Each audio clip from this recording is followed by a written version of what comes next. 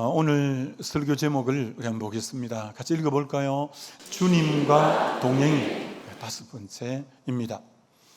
여러분, 창세기 5장은 아담의 족보가 나와 있는데, 오늘은 그 족보를 다른 각도에서 자녀를 몇 세에 낳았다는 그 한번 족보를 여러분에게 보여드리면, 앞에 스크린 보시면 아담은 130세에 셋을 낳았고, 셋은 105세에 게난을 낳고, 게난은 70세에 마할랄렐을 낳고, 마할랄렐은 65세에 야렛을 낳고, 야렛은 162세에 에녹을 낳고, 에녹은 65세에 무두셀라를 낳고, 무두셀라는 187세에 라멕을 낳고, 라멕은 182세에 노아를 낳고, 노아는 500세에 셈과 함과 야벳을 낳았다. 그러니까 아담의 10대 송까지가 창세기 5장에 기록되어져 있습니다. 근데 여러분, 저걸 나이를 쭉 보면서 흐름상 맞지 않는 특별한 어떤 사람이 있죠. 누구 같아요? 노아다, 그죠? 보통 자녀를 100세 되기 전에 낳거나 늦어도 200세 되기 전에 낳았는데, 노아만큼은 100세가 돼도 200세가 돼도 300세가 돼도 400세가 돼도 자녀가 없는 거예요. 그 당시 자녀는 노동력이었고 재산과 같았어요. 농경사이니까.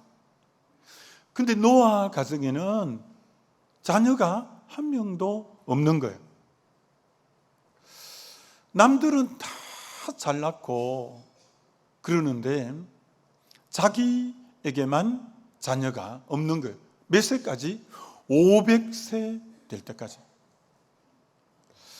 노아가 그래서 인생의 이 고난 때문에 하나님에게 더 매였고 더 기도하고 이 고난이 하나님을 더 찾게 되었어요. 그랬더니 저 고난이 창세기 6장에 노아는 하나님의 은혜를 입었더라. 노아는 하나님과 동행했더라. 저 고난 때문에 주님에게 더 많이 매달렸는데 그 고난 때문에 큰 은혜를 받았고 그 은혜 때문에 하나님과 동행하는 삶을 이 노아가 살게 되어졌다라는 거예요. 여러분, 우리 인생에 고난이 없으면 얼마나 좋겠어요? 근데 고난은 하나님을 더 깊이 찾게 만들고 하나님을 새롭게 만나게 하는 역할이 고난의 역할이에요. 마치 그래서 내가 고난 받는 게 내게 유익이라 라고 시편 119편에 말씀하는 것처럼 고난 때 마음이 더 가난해졌고 고난 때 하나님 앞에 더 나가게 되었고 고난 때 더 기도하게 되었고 그래서 하나님의 은혜를 덧입고 하나님과 동행하는 그 삶을 이 고난으로 인해서 노아가 그렇게 되어졌다라는 거예요. 여러분, 다윗의 시 중에 가장 명시로 꼽히는 것은 시편 23편이죠.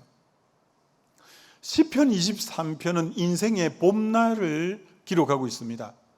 푸른 초장, 실만한 물가는 인생의 따뜻한 봄날 같은 그런 얘기를 하고 있는 거죠. 그만 인생의 따뜻한 봄날만 있으면 좋을 건데 살을 에이는 듯한 차가운 눈보라와 겨울과 같은 내가 사망의 음침한 골짜기를 갈지라도 해를 두려워하지 않을 것은 주께서 나와 함께 하십니다. 여러분, 인생의 따뜻한 봄날이 아닌 너무나 차갑고 살을 에이는 듯한 혹독한 겨울과 같은 사망의 음침한 골짜기를 이 다윗이 걸었는데 저 사망의 음침한 골짜기가 너무 힘들었지만 그때 뭘 발견하느냐 하면 주께서 나와 함께 하시는, 주님이 나와 함께 하시는 그 신앙이 생생해졌고 하나님을 경험하게 되어졌고 하나님을 체험하는 내 인생의 고난은 힘은 들지만 도리어 하나님이 나와 함께 하신다는 것을 가장 선명하게 보여줄 때가 인생의 고난의 때다, 이렇게 말할 수 있습니다. 오늘 분명히 3부 때 예배드리는 여러분 중에 지금 사망의 음침한 골짜기를 통과하는, 너무 그래서 인생이 버겁고 힘들고 그런 분이 계실 거예요. 여러분, 오늘 이런 말씀, 사망의 음침한 골짜기를 통과할 때 주께서 나와 함께 하시는 하나님을 경험하기가 훨씬 그때가 더 쉽다는 거예요. 그렇기 때문에 여러분 중에 사망의 음침한 골짜기를 지금 통과하고 있다고 낙심하거나 자포자기하거나 두려워하거나 불안해하거나, 그래서 늘 우울감에 사로잡혀 우울증이 더 심하게 된다든지, 그래서 그만 죽어버릴까 싶은 자살도 한 번씩 언뜻 생각하는 그런 여러분은 없나요? 이 고난의 때가, 사망의 음침한 골짜기를 걸을 때가 하나님이 나와 함께 하시는 주의 임재를 가장 잘 경험할 수 있는 시간대가 고난의 때라는 것을 여러분이 잊으면 안 된다는 거예요. 여러분, 사도 바울이 가이사에게 상소를 하는 바람에 로마로 압송이 되었어요. 사도 바울이 탄 배에 276명 백부장, 군인들, 죄수들, 또 아마 로마 가는 상인도 일부 타고 276명이 그 배를 타고 로마를 향하여 가는데, 바울은 영이 깨어있는 사람이니까 백부장에게 분명히 말했어요. 지금 항해하면 안 됩니다. 그럼 어려움을 겪습니다. 근데 백부장이 믿는 사람이 아니니까 이 하나님의 음성을 들을 줄을 모르는 거예요. 선장이 괜찮다고 하니까 그만 출항을 한 거예요. 근데 조금 바다 중심으로 가니까 유라굴라라는 강풍이 불기 시작하는데 열나흘을, 2주 동안을 해와 달과 별을 보지 못했다는 겁니다. 야, 여러분, 그 상상을 해보세요. 열나흘을 해와 달과 별을 보지 못했다면 너무너무 두려웠을 거예요.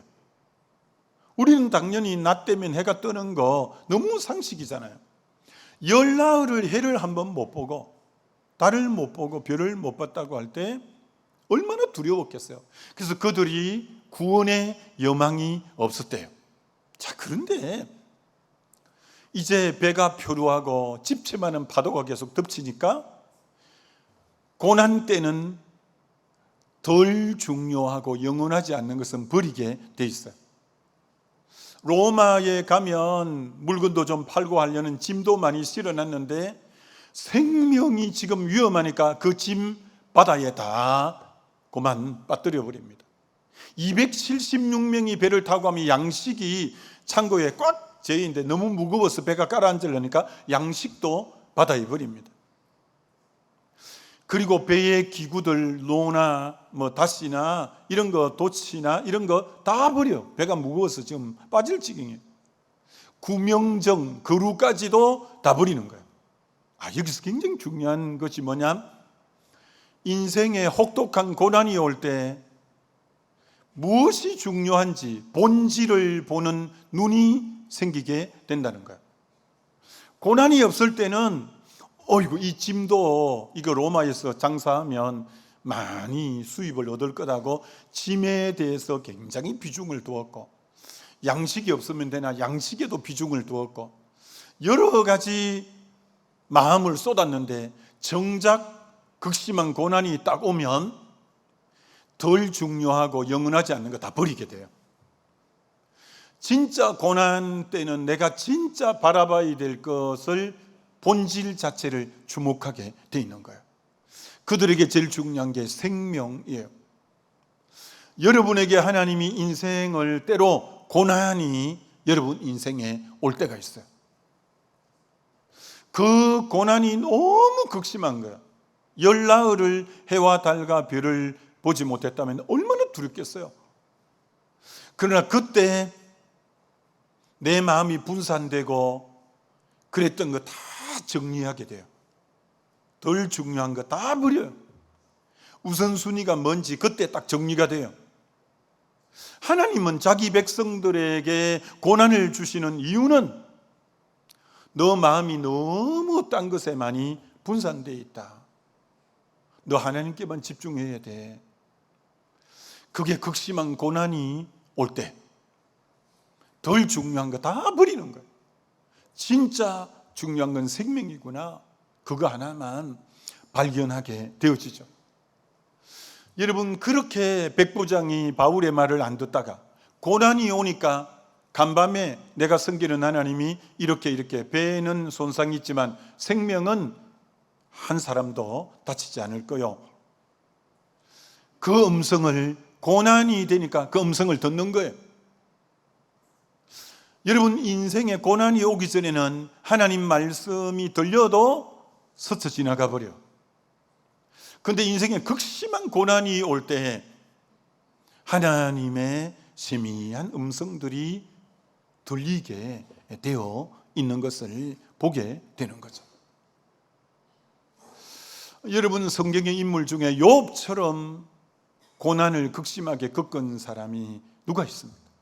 자녀 10명이 하루아침에 다 죽고, 동방의 제일 부자인 그가 물질이 하루아침에 없어지고, 종들이 너무 많은데 종들이 다 죽고, 몸의 건강을 다 잃어버리고, 그럼에도 불구하고 주신 자도 여호와시요 취하신 자도 여호와시니 내가 여호와를 찬양하겠다는 입에 원망하지 않고 주님만 바라보는 이 욥, 나의 가는 길을 그가 오직 아시나니 그가 나를 단련하신 뒤에 정금같이 나오리라며 그 고난을 잘 통과합니다.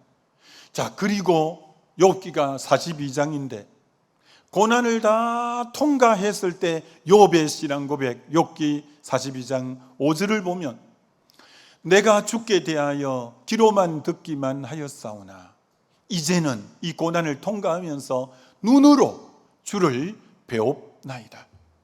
이 고난이 내 신앙을 귀로만 대충 듣던 하나님이 눈으로 마치 보는 것 같은, 그렇게 하나님을 깊이 경험하고 하나님이 자기하고 함께함을 누려가는 모습을 보게 되는 거예요.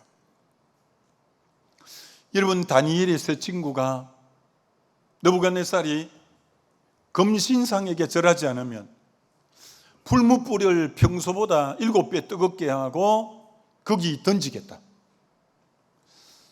이 다니엘의 세 친구는 우리는 절대 금신상에 절하는 법이 없다. 하나님이 우리를 건지실 거고 그리 아니하실지라도 우리는 우상에게 절할 수 없습니다. 그래서 꽁꽁 묶여서 그들이 불에 던져짐을 당했어요. 풀무불, 쇠를 녹이는 풀무불에 던짐을 받았어요. 어떻게 됐을까요? 성경이 이렇게 말합니다. 그들을 결박했던 줄이 불탔다고 말합니다. 머리카락 하나 상하지 않고 옷 하나 걸리지 않는데 그들을 결박하고 있는 것만 태운 불이었어요. 그리고 인자 같은 이가 함께하면서 그들은 무사히 거기서 나온 거예요. 여기서 이런 보세요. 내 인생의 고난은 나를 결박하고 있고 나를 억압하고 있고 나를 묶어 있고 그런 부분들 평소에는 잘 풀지 못해요. 근데 극심한 고난이 왔을 때 그 고난이 나를 억압하고 결박한 모든 줄을 불태워 버리게 되는 거예요. 왜 하나님이 자기 백성에게 고난을 때로 허락하냐? 그래야 우리를 묶고 있는 것을 하나님이 다 태워버려서 진정한 자유와 회복과 해방을 주시기 위해서 때로는 고난을 허락하실 때가 많은 거죠.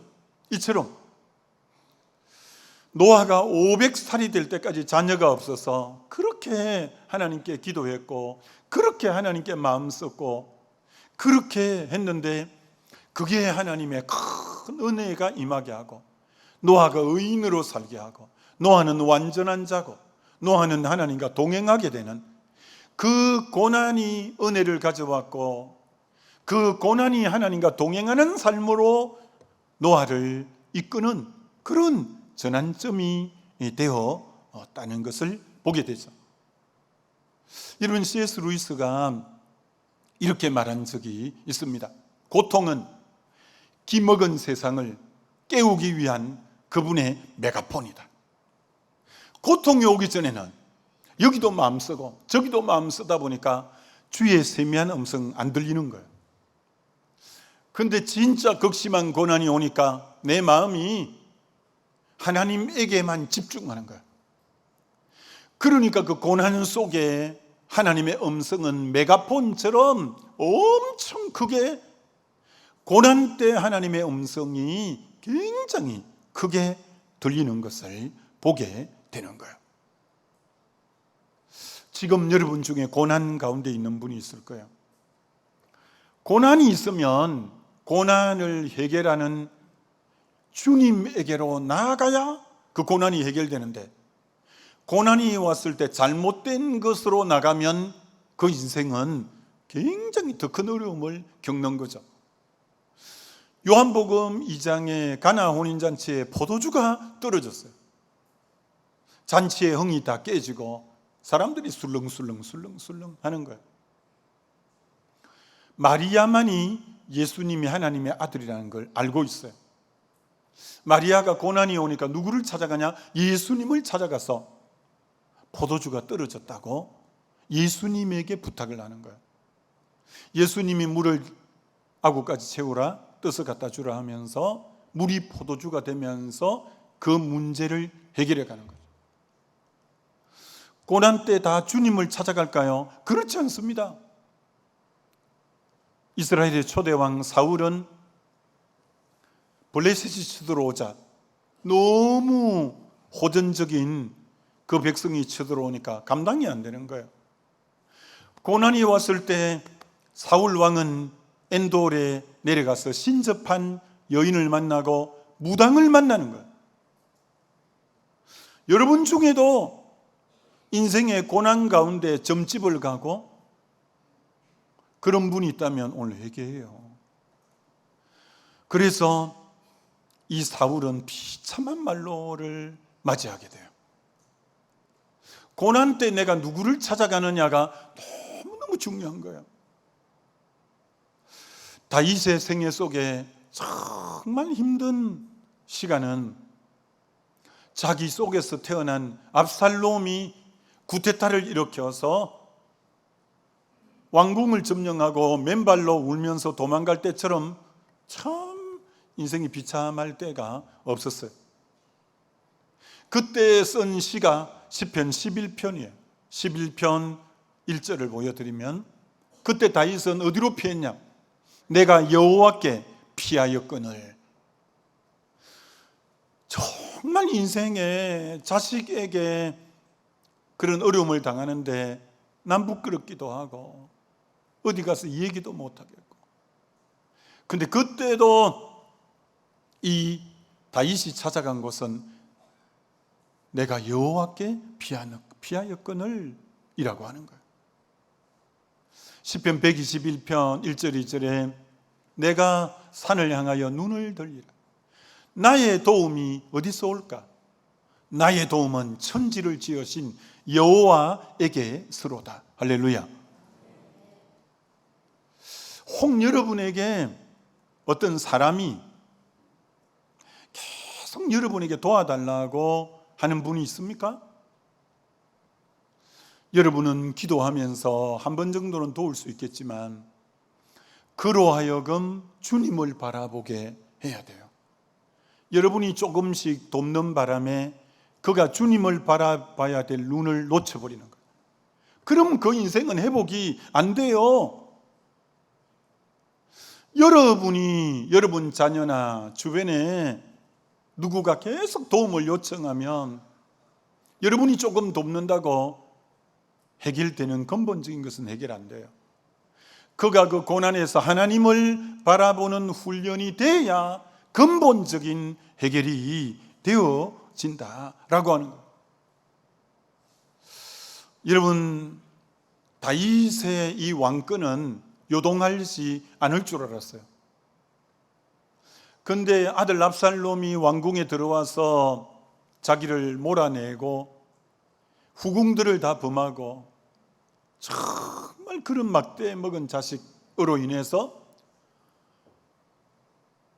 시편 62편에 내가 흔들리는 울타리 같고 넘어지는 담과 같습니다. 아니, 울타리는 딱 견고하게 서 있어야 되고 담도 딱 버티고 있어야 그게 담인데 자기 지금 심정이 흔들리는 울타리 같고 넘어지는 담처럼 모두가 지금 다 흔들리는 거예요. 여러분, 이때 다윗은 어떻게 했냐? 시편 62편 1절 2절에 보면 참 다윗이 저게 다윗다움이에요. 나의 영혼이 잠잠히 하나님만 바라며 나의 구원이 그에게서 나오는도다. 오직 그만이 나의 반석이요 나의 구원이시요 나의 요새시니 내가 크게 흔들리지 아니하리로다. 저기 구원이라는 말은 죄에서 건지는 것만 나타내는 단어가 아니에요.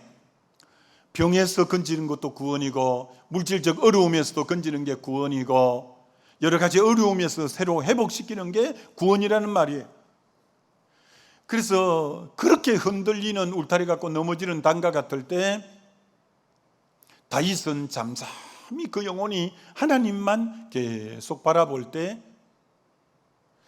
여러분이 흔들릴 때 흔들리는 세상과 흔들리는 사람을 붙잡으면 같이 흔들려요. 여러분 인생에 고난이 와서 흔들릴 때는 흔들리지 않는 하나님을 붙잡음으로 여러분도 요동치 않고 견고하게 세워질 줄 믿습니다. 자기 인생이 흔들린다고 계속 흔들리는 사람을 의지하고 흔들리는 세상을 의지하면 세상과 사람은 흔들거리는 존재예요. 하나님만이 요동치 않는, 내가 흔들리지 않는 하나님을 붙잡을 때만이 내 인생이 요동치 않고 견고하게 설 수 있다라고 할 수 있는 거예요.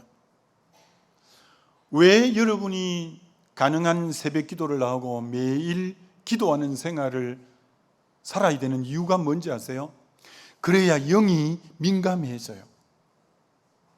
영이 민감하지 않으면 영이 둔감해져요. 영이 둔감하면 결정과 판단을 잘못하게 돼 있어요.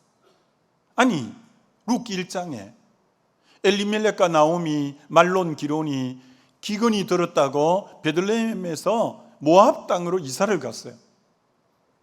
하나님이 그러면 안 돼. 내 백성이 죄를 지을 때 내가 기근을 주면 회개하고 거기서 자숙해야지. 문 쾅 닫고 집을 나가서 이웃 나라로 간다고? 그래서 하나님이 그 집에 제일 가장 엘리멜렉을 쳤어요. 그럼 빨리 깨달아야 될 거 아니요? 내가 잘못된 판단, 영이 둔감해서 잘못된 판단을 했으면 빨리 돌이켜야 될 거 아니요? 근데 나오미와 말론 기로는 영이 계속 둔감해서 어찌할 바를 몰랐어요. 그만 거기 계속 죽치고 있었어요. 10년이 됐을 때 못 깨달으니까 두 아들 데려가는 거예요. 말론 기론을 데려가 버리는 거예요. 그때사 하나님이 나를 치셨구나 하면서 이제 올라가는 거예요. 하나님은 엘리멜렉 쳤을 때 돌이키기를 원했어요. 근데 영이 둔감하니까 깨어있지 않으니까 분별력이 없었던 거예요. 그래서 계속 그만 거기 있었더니 아들 둘까지 다 데려가 버리는 거예요. 참 안타깝죠. 왜 여러분이 깨어 기도하고 영이 왜 민감해야 되냐? 딱 어떤 사인이 오면 하나님의 뜻을 잘 분별하려면 영이 깨어야 돼요. 여러분, 하나님은 애굽을 10가지 재앙을 처음부터 내리려고 하지 않았어요. 한두 세 가지만 내리면 바로가 깨닫고 돌이켜서 하나님 백성들을 내보내줄 줄 알았는데 내보내준다고 했다가 이 노동력을 다 잃으면 어떻게 되겠냐? 또 그만 잡고 있는 거예요. 영적으로 둔감하니까 10가지 재앙, 10번째 재앙은 장자가 다 죽어나가요. 애굽 전역의 곡소리가 하늘에 사무치는 거예요. 하나님은 거기까지 가기를 원치 않았어요. 못 깨달는 거예요. 못 깨달는 거예요. 너 빨리 깨닫고 돌이켰다면 그 애굽의 모든 장자, 짐승의 초태생 안 죽어도 되는데 밀어내서 못 깨달는 거예요. 영이 깨어있지 않으니까 분별력이 없는 거예요. 여러분이 왜 기도해야 되냐? 영이 깨어있어야 어떤 사인이 올 때 빨리 알아차리고 여러분이 하기 위해서 영이 깨어있는 것이 얼마나 필요한지.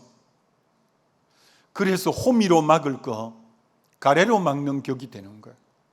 금방 빨리 깨달아서 돌이키고 했다면 호미로 막을 수 있는 걸 영적 둔감함, 미련함 때문에 계속 있다 보니까 호미로 막을 걸 가래로도 잘 막기가 힘든 상황이 되어져 버리게 된 거죠. 오늘 노아는 이 고난의 시간이 하나님 앞에 깊이 매달렸고 기도했고 은혜를 드리고 고난이 도리어 하나님과 동행하는 축복의 시간이 됐다라는 거고, 두 번째, 오늘 두 번째까지만 할 건데, 왜 노아 홍수 사건으로 그 시대 사람들을 다 진멸해 버렸냐? 창세기 6장 1, 2절을 보면 하나님의 아들들이 사람의 딸들의 아름다움을 보고 자기들이 좋아하는 모든 여자를 아내로 삼는지라 여호와께서 이르시되 나의 영이 영원히 사람과 함께 하지 아니하리니 이는 그들이 육신이 됨이라.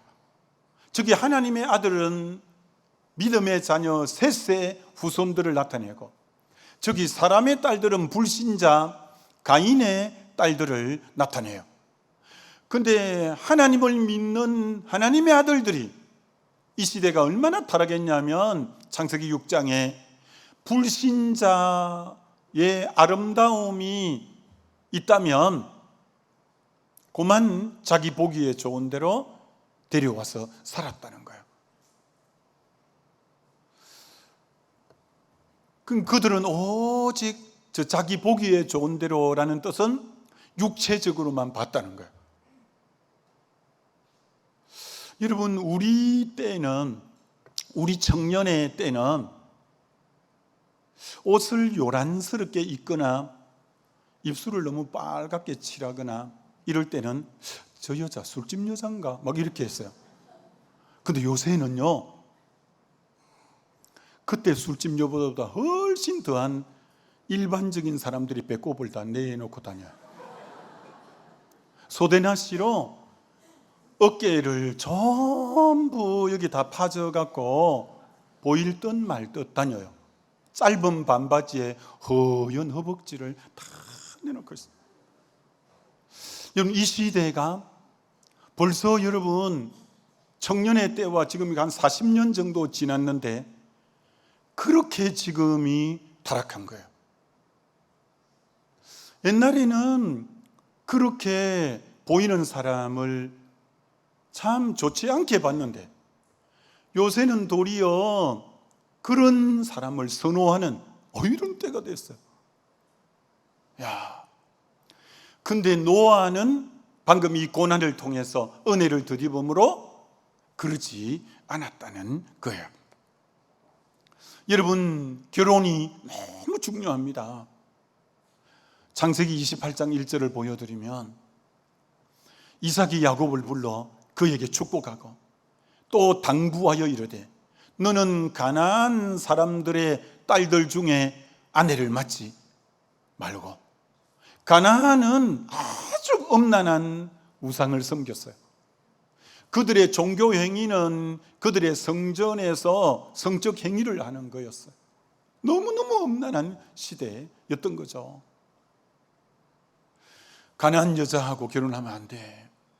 고린도후서 6장을 보여드리면 너희는 믿지 않는 자와 멍에를 함께 매지 마라. 의와 불법이 어찌 함께 하며 빛과 어둠이 어찌 사귀며 불신자하고 결혼하지 말라고 분명히 말씀하고 있다라는 거예요. 여러분이 구별된 삶이 아니면 하나님과 동행은 불가능한 거예요. 근데 노아는 그 시대의 세상 사람들이 다 사는 방식으로 살지 않고 세상과 다르게 살기로 결정하고 구별된 삶을 살았어요. 하나님은 구별된 삶을 얼마나 귀하게 여기냐.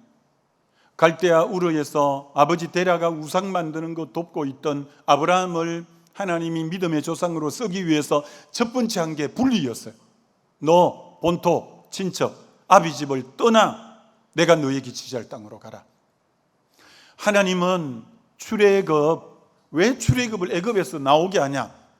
그들이 4대 동안 노예살이하면서 노예 건성에 찌들린 그들을 그대로 두어서는 안 되는 거야. 나와라. 하나님이 구별시키는 거야. 너 가나안에 가면 7 족속을 다 진멸시켜라. 왜?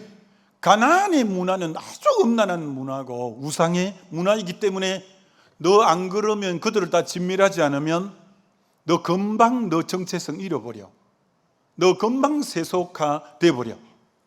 그래서 정말 가나안 족속을 멸하라는 것도 그들에게 구별시키기 위함이에요.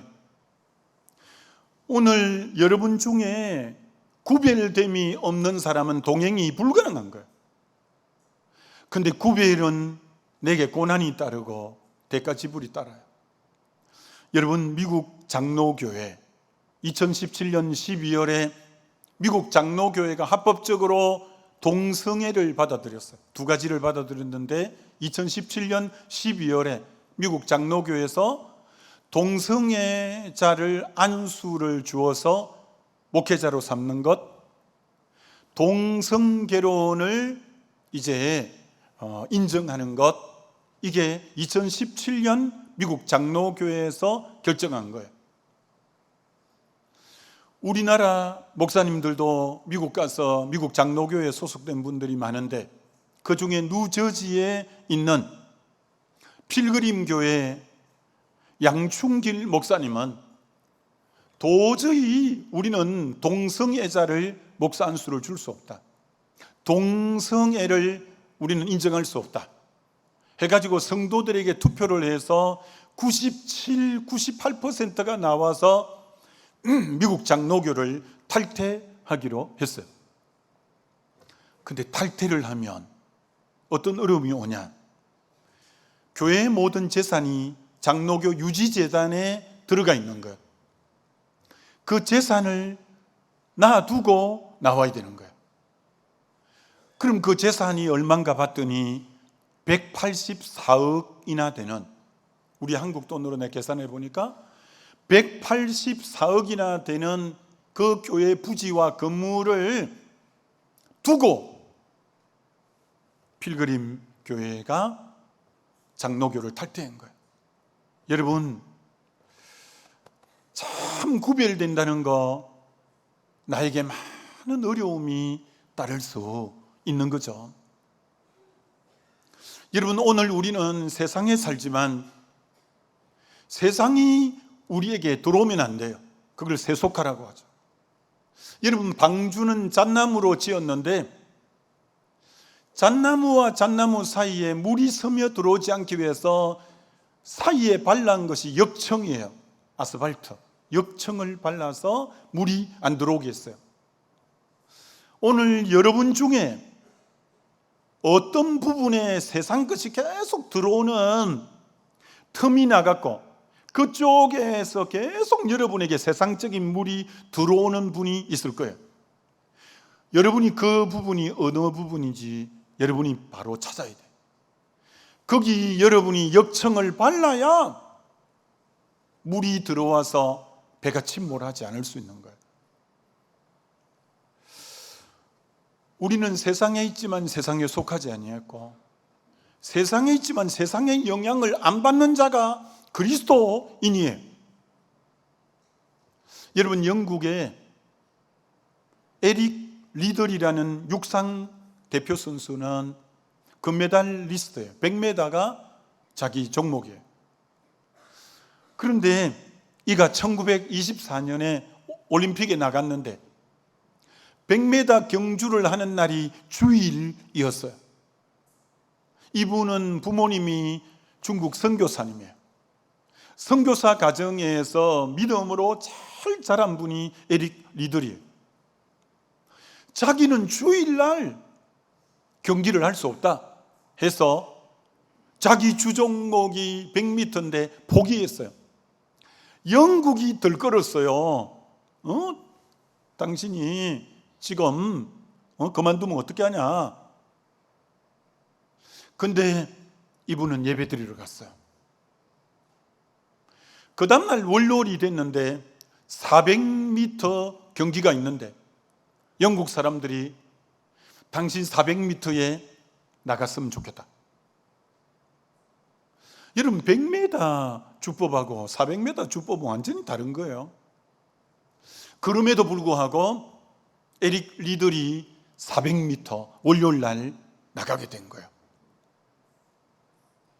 그런데 여러분 그가 47.6초로 올림픽 금메달 신기록을 세계적인 신기록으로 금메달을 땄어요. 여러분 이거는 운동을 좀 아는 분은 아시겠지만 100m 선수가 400m를 우승한다는 것은 있을 수가 없어요. 근데 주님이 이에게 뭐라고 했냐? 나를 존중히 여기는 자를 나도 존중히 여기고, 너 주일날 예배를 너무 존중하게 여기는구나. 요즘 얼마나 많은 사람이 주일날 바람 따라 물결 따라 바닷가에 산으로 해외여행으로 얼마나 주일 빼먹기를 쉽게 생각하고, 그건 주님에 대해서 여러분이 주님을 존중하지 않는 태도예요.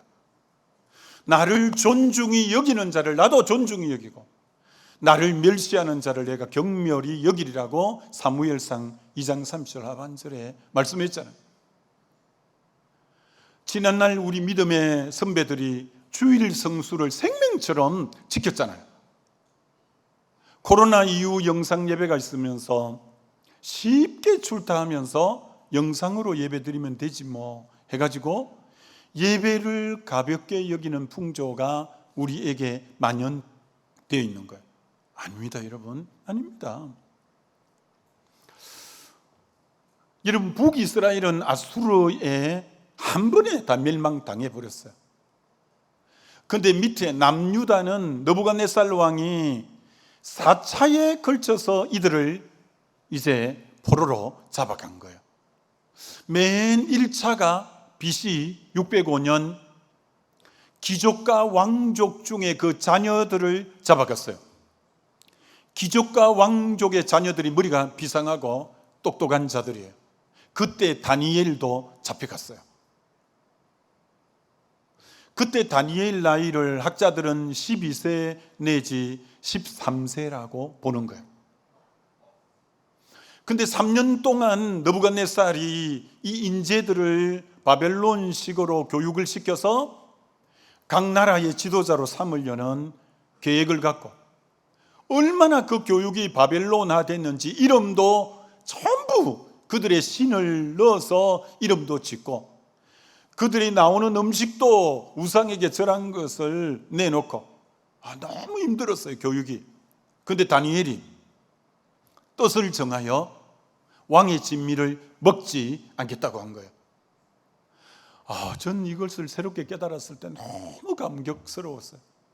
그때 다니엘 나이가 12세에서 13세인데 부모는 잡혀가지 않고 귀족과 왕족의 자녀들만 먼저 잡혀갔는데, 거기서 성경적 가치관, 세계관이 정립이 되어서 뜻을 딱 정하고, 전 이거 받아들일 수 없습니다. 여러분, 왜 그랬을까요? 유대인들은 4살 때부터 12살 때까지 토라, 창세기, 출애굽기, 레위기, 민수기, 신명기를 율법을 공부해요. 12살이 될 때 성경적 가치관을 딱 정립하는 거예요. 이방 나라에 갔는데 딱 뜻을 정하는 거예요. 자기 기준은 하나님 말씀이라는 거예요. 대단해요. 대단해요. 이번에 성경학교 수련회 우리 자녀들 은혜 받게 하고 말씀 교육을 통해서, 여러분 12살, 13살은 초등학교 5학년, 6학년 나이에 뜻을 딱 정하는 거 보세요. 너무 대단하죠. 근데 다니엘과는 정반대의 사람이 있어요. 창세기 13장에 아브라함 조카 롯에게 네가 자면 우하고 우하면 자겠다. 이 조카 롯은 물질주의 중심적인 사고방식밖에 없어요. 그래서 요단 동편이 소돔 고모라가 있는 그쪽이 보니까 땅이 너무 넓고 물이 너무 비옥해서 좋은 땅이에요. 그쪽을 딱 선택했어요. 영의 눈이 완전히 가리워진 자예요. 이게 아브라함 조카 롯의 이름의 뜻이 눈이 가리워진 자, 롯의 뜻이 눈이 가리워진 자예요. 지금 그곳에는 하나님이 불과 유황을 쏟기 직전인 아주 타락한 곳이 그곳인데, 가치관이 물질 중심이다 보니까 그쪽을 딱 선택한 거예요. 여러분, 소돔에다가 Y를 붙이면 사드미라는 뜻은 남색하는 자, 학문으로 선교하는 자, 지금 동성애자라는 거예요. 사드미의 뜻이 동성애하는 자, 동성애가 만연된 그곳인데 아버지 롯은 가치관이 그렇게 정립이 안 돼 있는 거예요. 물질 중심으로 그곳을 선택해서 갔어요.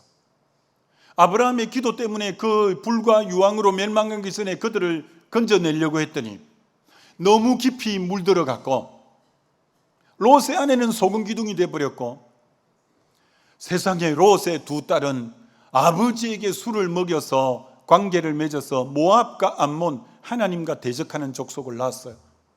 아니 여러분, 얼마나 타락했으면 아버지에게 술을 먹여 그런 성적 관계를 할 생각은 그 소돔의 문화에서 자주 본 거예요. 내 자녀를 전혀 믿음으로 키울 생각이 없었던 거예요, 아브라함 조카 롯은. 그래서 소유도 다 잿더미가 되고 자기 아내도 소금 기둥이 되고 딸들은 다 타락해 버렸고 다 인생 철저하게 패배했어요. 어떤 목사님이 미국에 부흥회를 갔는데 장로님이 식사를 대접했대요. 목사님에게 장로님이 이렇게 말씀하시더래요. 목사님, 저는 이민 생활 속에 세상적으로는 성공했습니다. 자녀들도 둘 다 변호사고. 근데 믿음의 관점으로 보면 저는 실패자입니다. 자녀들이 아무도 교회 안 나오고 믿음 생활 안 한다는 거예요. 자녀들이 결혼할 때 됐는데 무슬림 여자를 결혼하려고 데려왔다는 거예요.